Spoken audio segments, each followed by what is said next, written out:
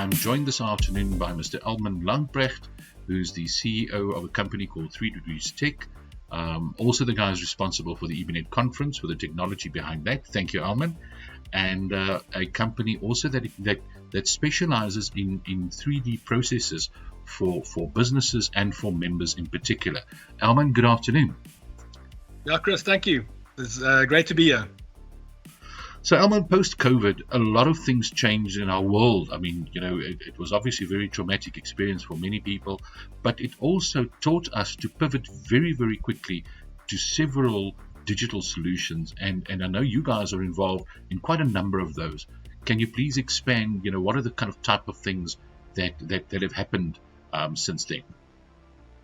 Yeah, I think, Chris, I'm going to just spend 30 seconds to just create the context again about why people are pivoting towards 3D, because I think once you understand why, and then I'm going to use a couple of examples, there's two main things. I think the first thing, even pre-COVID, is we need to understand our demographic has changed. World Labour Organization is telling us that 75% of our workforce is millennials or younger.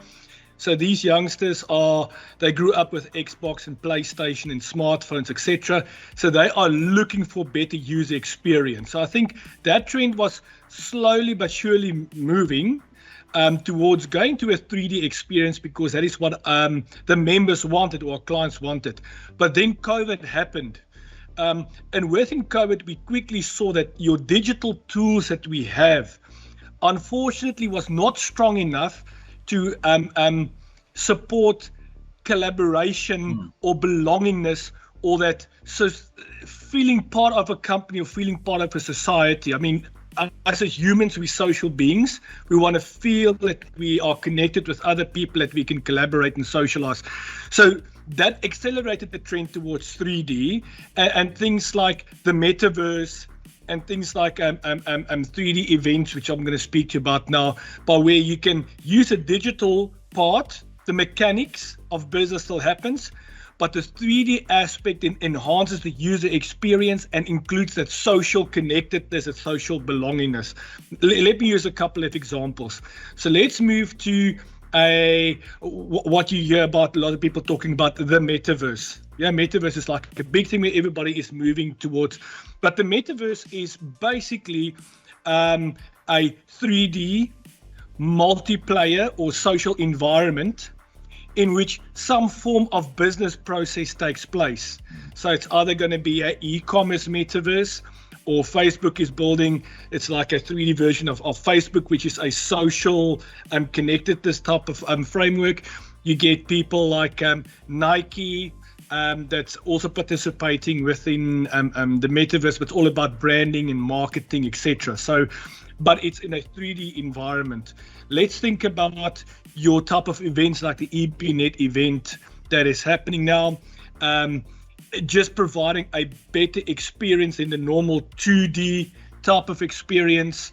It just enhances the way in which people experience brands, like when you go to a store or just walk around. It gives a better type of experience. Sure. And then lastly, what we have seen is a lot of technologies are moving towards, let's talk about the employee experience, is almost a layer on top of your transactional HR that enhances that experience. I know we're going to talk about employee onboarding, but for example, Accenture has created, it's almost like a 3D meeting room or 3D waiting room, so that when they have internal meetings, that instead of people just jumping into Zoom or jumping into MS Teams, there's like that sort of a 3D waiting room where people can engage with before they get into meetings. So we're seeing that trend going towards 3D.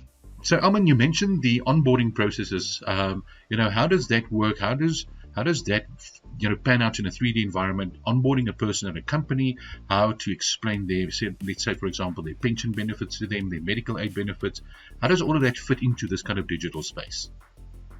Yeah, Chris, when it comes to onboarding, and I think even pre-COVID, there are very specific things that clients want to achieve. So let's take clients with multiple sites, like a retailer, or most multinationals, so they've got multiple sites. They want to have the same quality onboarding experience for everybody across, doesn't matter what sites there are. Part of onboarding is a couple of things that you want to do. You want like welcoming or some belongingness, because it's a new employee going into a new company culture. Yeah. So you want to feel them part of the organization. So it's a lot of that fluffy, welcoming things, which is important. There's all that orientation things that needs to happen. So there's the transactional things like filling in of forms and all those things. But there's also the educational stuff that needs to happen. You mentioned about the employee benefit. So people need to be educated regarding the Provident Fund or educated regarding the medical aid before they then do the orientation part by filling in the forms.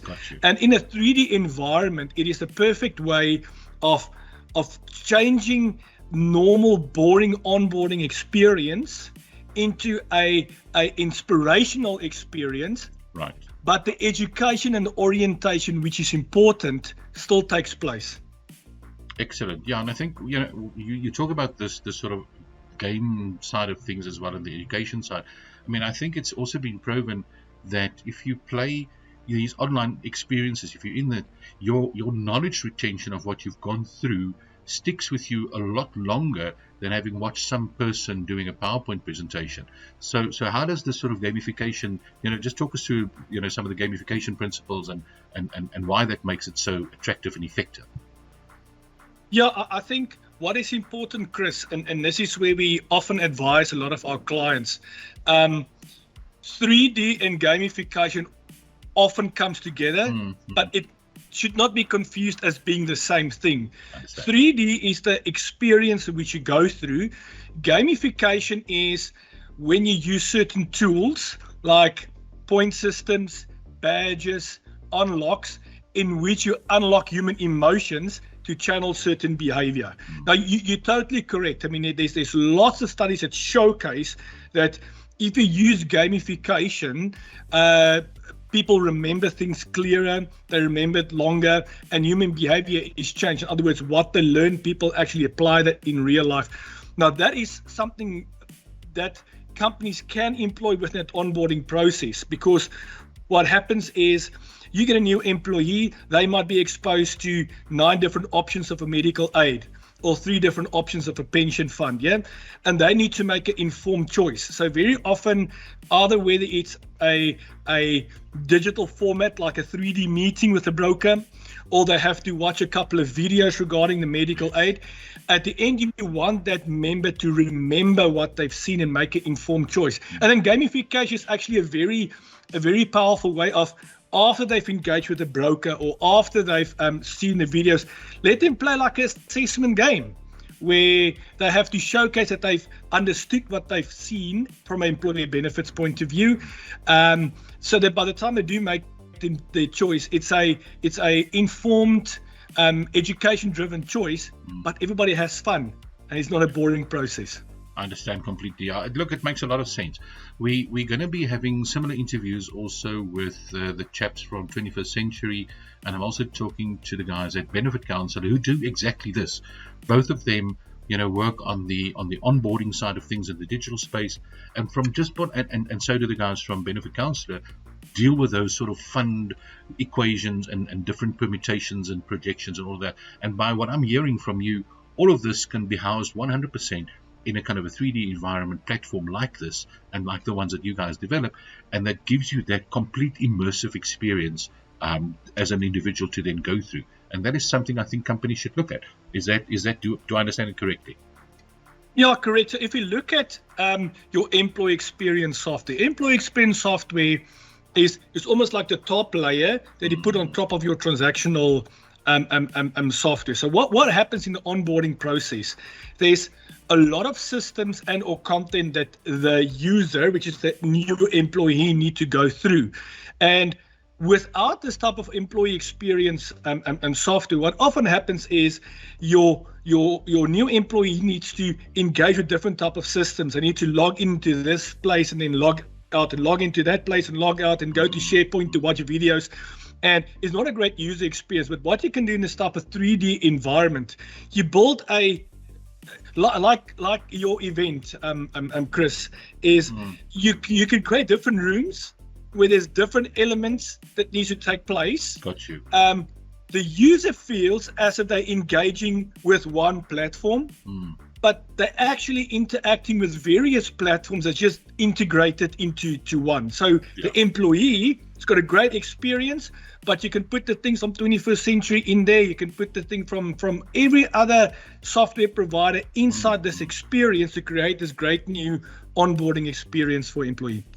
Absolutely fascinating, and I think it opens up so many new possibilities of getting people access to information, because ultimately, they have to use those to make very crucial decisions, both initially when they join companies in that onboarding process, but also subsequently, later on in their careers.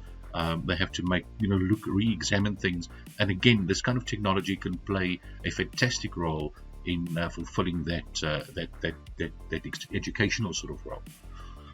Elmen, it's been brilliant. It's been absolutely fascinating. I'd love to talk to you. You and I can probably talk for another 3 days solid, but let's not bore our audience too much. It's been really fascinating talking to you, and I'd look forward to continuing this conversation going forward. Thank you very much. Yeah.